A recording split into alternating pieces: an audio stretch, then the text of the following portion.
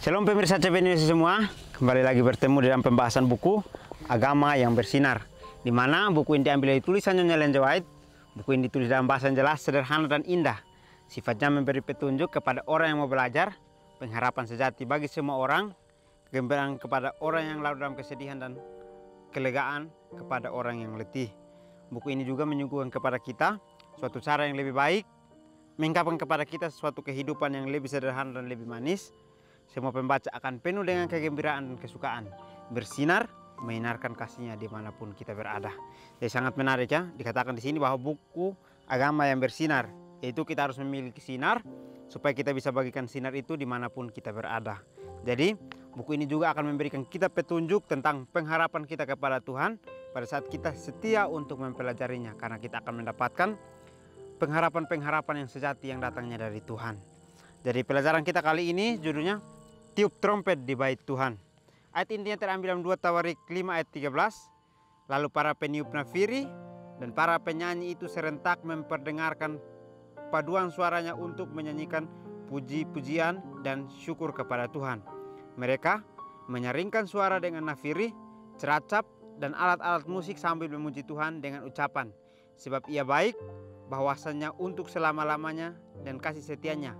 Pada ketika itu, rumah itu, yakni rumah Tuhan, dipenuhi awan.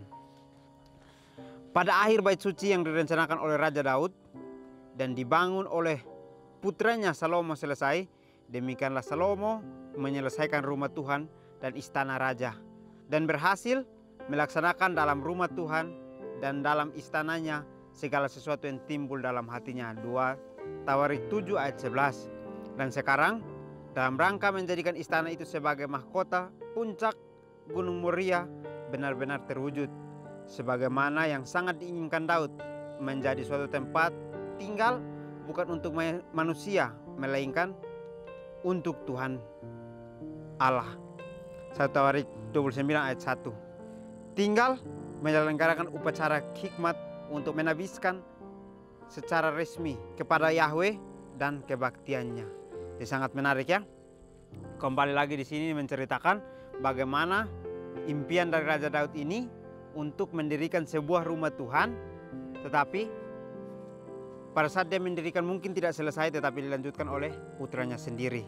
Sehingga pada saat Salomo menyelesaikannya, maka istana raja itu sudah jadi dan istana itu diisi dengan sesuatu yang timbul dalam hatinya. Jadi Salomo mengisinya dengan apa yang timbul dalam hatinya. Tetapi di sini dikatakan bahwa pada saat ingin untuk menabiskan akan bait suci, maka para peniup nafiri dan para penyanyi serentak memperdengarkan paduan suaranya untuk menyanyikan puji-pujian dan syukur mereka kepada Tuhan. Atau mereka bersyukur karena bait suci yang mereka inginkan sudah dibangun dan sudah selesai, sehingga pada saatnya mereka mau menabiskannya. Sehingga pada saat mereka mengucap syukur mereka kepada Tuhan, mereka mengiringkan suara dengan nyaring, dengan nafiri, ceracap, dan alat-alat musik sebagainya. Jadi mereka menggunakan alat musik sebagai pujian, rasa syukur atau ucapan mereka kepada Tuhan. Sebab mereka tahu Tuhan itu baik, bahwasanya untuk selama-lamanya kasih setianya. Jadi mereka juga mengetahui bahwa Tuhan itu baik, Tuhan itu memiliki kasih setia yang selama-lamanya akan ada. Dan pada ketika itu, rumah itu yakni rumah Tuhan dipenuhi dengan awan atau diberkati rumah itu. Jadi pada saat istana sudah jadi, maka mereka pun akan menabiskannya. Dan sekarang dalam rangka menjadi istana itu sebagai mahkota puncak Gunung Moria benar-benar terwujud. Jadi pada saat mereka ingin menabiskannya, mereka kembali lagi berpikir bahwa istana ini sudah benar-benar jadi dan ini akan menjadi tempat tinggal untuk Tuhan dan bukan untuk manusia. Yang artinya adalah tempat ini disediakan untuk Tuhan hadir dan kita menyembahnya, bukan manusia tinggal di dalamnya dan menyembah manusia juga. Tetapi kita harus bersyukur kepada Tuhan karena Tuhan masih memberikan kita kasih setianya dengan cara Dia memberkati akan bait suci yang dibangun itu untuk bangsa-bangsa Israel bisa berbakti di situ. Pada saat yang telah ditentukan, orang Israel sebagai bangsa tuan rumah berdatangan dari luar negeri dengan berpakaian mewah mewakili mereka yang tinggal di antara bangsa-bangsa asing, lalu berhimpun di pelataran bait suci. Pemandangan itu adalah suatu kemuliaan yang luar biasa. Salomo dengan para penatua Israel dan orang-orang yang sangat berpengaruh di antara bangsa itu yang telah kembali dari bagian lain kota itu. Tempat mereka telah membawa tabut perjanjian.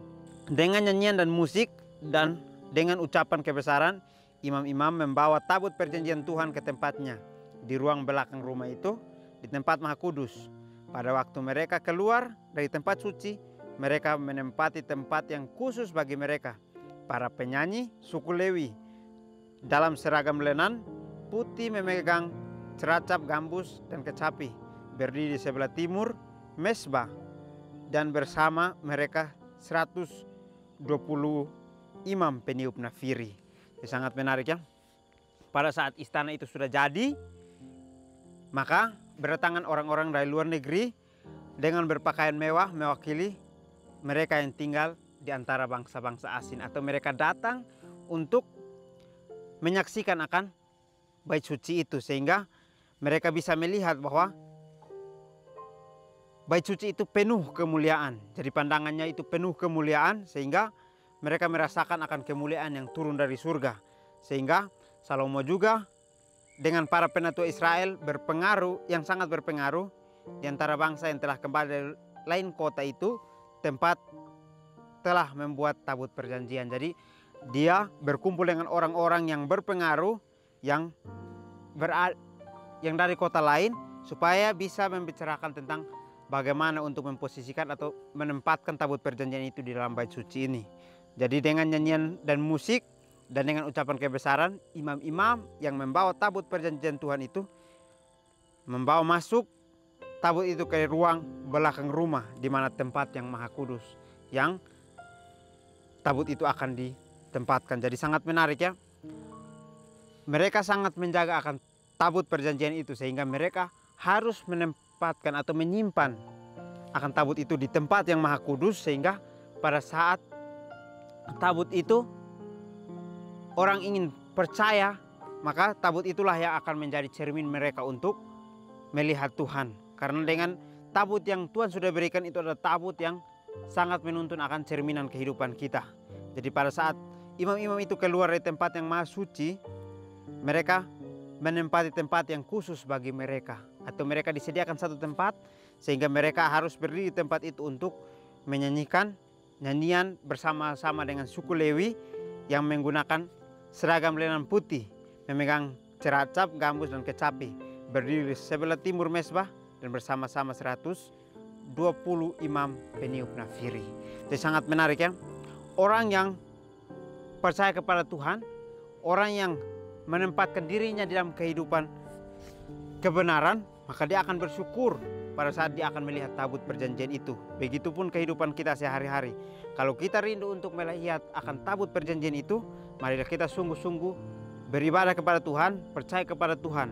Kita harus merasakan sesuatu, ucap syukur setiap hari dalam kehidupan kita, karena kehidupan kita selalu diberikan kasih setia oleh Tuhan yang tidak pernah henti-hentinya. Kita harus syukuri itu. Lalu para peniup nafiri dan para penyanyi itu serentak memperdengarkan paduan suaranya untuk menyanyikan puji-pujian dan syukur kepada Tuhan. Mereka menyaringkan suara dengan nafiri, ceracap, dan alat musik, memuji sambil memuji Tuhan dengan ucapan, sebab ia baik, bahwasannya selama-lamanya kasih setianya. Pada ketika itu rumah itu, yakni di mata Tuhan, dipenuhi awan, sehingga imam-imam itu tidak tahan berdiri untuk menyelenggarakan kebaktian oleh karena awan itu, sebab kemuliaannya memenuhi rumah Tuhan. Alfa Omega jilid 3 halaman 29 sampai 31.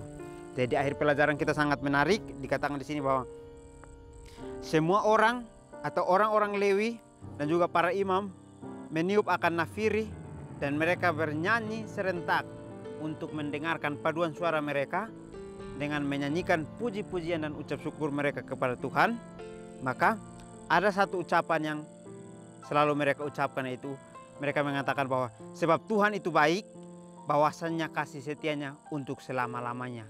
Dan kita juga harus merasa seperti itu, karena Tuhan itu selalu memberikan kita yang terbaik setiap hari. Tetapi kita saja yang tidak pernah bersyukur untuk apa yang sudah Tuhan berikan dalam kehidupan kita. Jadi pada saat itu juga rumah Tuhan dipenuhi dengan awan sehingga imam-imam itu tidak tahan berdiri untuk menyelenggarakan kebaktian oleh karena awan itu. Sebab kemuliaannya memenuhi rumah Tuhan. Jadi Tuhan memberkati akan bait suci itu dengan kemuliaan yang sangat berlimpah.